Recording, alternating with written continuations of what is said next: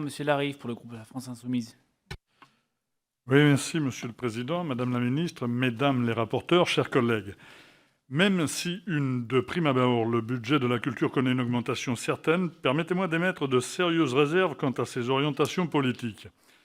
Tout d'abord, concernant le pass culture, votre gouvernement s'obstine à le maintenir, bien que le constat de son inefficacité soit aujourd'hui assez largement partagé. Pire, vous augmentez les crédits. Présenté comme un moyen permettant aux jeunes d'avoir accès à toute l'offre culturelle existante et de découvrir de nouvelles activités culturelles, il s'agit en réalité de délivrer un chèque de 500 € à destination des jeunes âgés de 18 ans. Or, la médiation culturelle ne peut se réduire à un simple catalogue d'activités ou de produits culturels.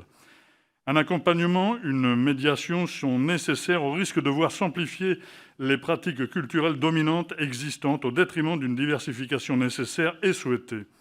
Pour l'heure, votre passe profite essentiellement aux entreprises qui véhiculent une culture de consommation de masse et participent à la marchandisation de la culture.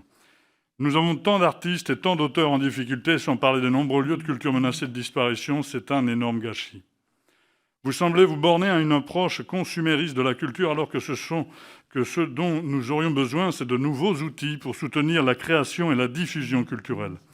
Des outils susceptibles de repeupler les déserts culturels et surtout d'ouvrir de nouveaux horizons pour nos jeunes et pour les catégories de population qui en ont le plus besoin. Dans la période particulièrement difficile qui touche de plein fouet les acteurs du milieu culturel, notamment, il aurait été de bon ton, et j'avais déjà sollicité votre prédécesseur à ce sujet, de supprimer le pass culture dans le but de venir en aide aux professionnels du secteur culturel. Madame Bachelot, lors de votre conférence de presse en juillet dernier, vous annonciez qu'un bilan était nécessaire avant sa généralisation. Ce bilan semble en effet indispensable tant le pass culture se révèle être un échec. Je souhaiterais vous entendre à ce sujet, s'il vous plaît. Par ailleurs, votre volonté d'instaurer pléthore de labels ancre un peu plus votre vision mercantile de la culture. D'un côté, les labels publicitaires, de l'autre, les labels derrière lesquels se cachent des opérations marketing.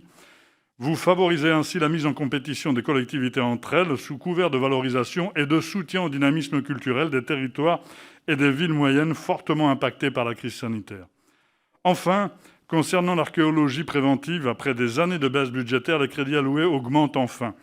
Mais parallèlement, vous prévoyez que seuls 6 à 8 % des dossiers d'aménagement devront faire l'objet de diagnostics et que le nombre de fouilles ne devra plus concerner qu'entre 1,5 et 2 % des dossiers.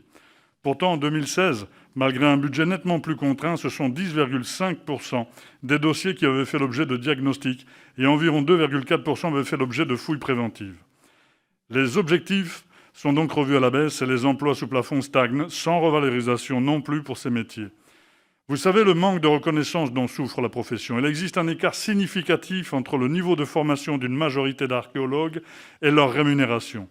L'enquête publiée en mars de cette année dans la revue Les Nouvelles de l'archéologie dresse un tableau inquiétant de l'état de précarité dans lequel se trouve une grande partie de la profession. En dépit de cela, vous prolongez cette précarité déjà dramatique.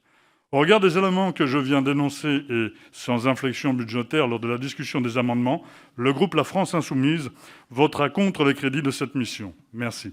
Alors, beaucoup m'ont interrogé sur le pass culture, vous-même, Madame la rapporteure, mais Madame Vittori, Madame Descamps, Monsieur Larive, Madame Faucillon.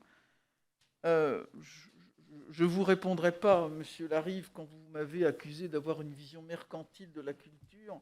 Le budget que je défends montre bien que l'État et la politique de l'État est au cœur de ma vision de l'art, et rien, ni dans mon histoire, ni dans mes engagements politiques, ne vous permet de penser que j'ai une vision mercantile de la culture. En tout cas, pour en revenir aux objectifs du pass culture, il est bien de favoriser le développement de l'autonomie culturelle des jeunes par la découverte de la diversité de l'offre culturelle de proximité.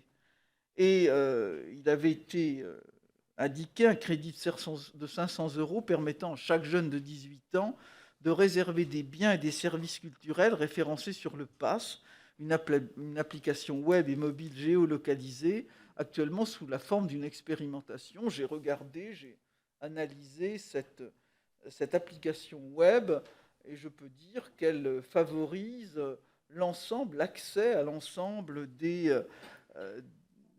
offres culturelles sans que tout cela soit une vision marchande. Une gestion du dispositif qui est donc confiée à la Société du Pass Culture. C'est une SAS qui a été créée entre l'État et la Caisse des dépôts et consignations. Et le Pass Culture va donc connaître une augmentation de ses crédits de 20 millions d'euros en 2021 dans la perspective de la poursuite de son déploiement. Alors, nous sommes en train de réfléchir et nous allons bientôt aboutir sur la mise en place de sa généralisation. C'est bien la façon dont je veux agir. Sa meilleure articulation avec le parcours, avec les parcours d'éducation artistique pour les 16-17 ans. Il y a un aspect d'apprivoisement du Pass Culture sur la séquence 16-17 ans, et je prendrai mes décisions et je reviendrai devant vous dans quelques semaines, pour ne pas dire quelques jours. On peut envisager une généralisation pour tous les jeunes, avec une baisse à environ 300 € du montant ouvert. La consommation pour les territoires d'expérimentation ont montré que le montant de 500 € n'est pas utilisé. La moyenne est même largement en dessous.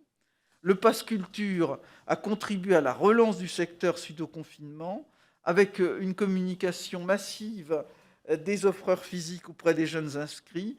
Et on note une tendance à la hausse d'ailleurs. On était à 124 € de consommation en moyenne. On doit être un petit peu plus maintenant. La barre des 100 000 inscrits a été franchie à la mi-septembre. Donc, j'étais assez réservé au départ en me disant, mais est-ce qu'on consomme ? Et je vois qu'on consomme de plus en plus les crédits, sans atteindre le niveau de 500 €, et qu'il y a une offre très diversifiée, il y a une appétence pour le Pass Culture. Au 20 octobre 2020, dans les départements d'expérimentation, on compte un taux d'inscription de 81% et un taux d'utilisation de 71%. Donc très loin des chiffres catastrophiques qui avaient été présentés au départ. Alors, les catégories les plus réservées, ce sont les livres, la musique et l'audiovisuel, avec des biens physiques pour la grande majorité, des biens numériques et évidemment des événements.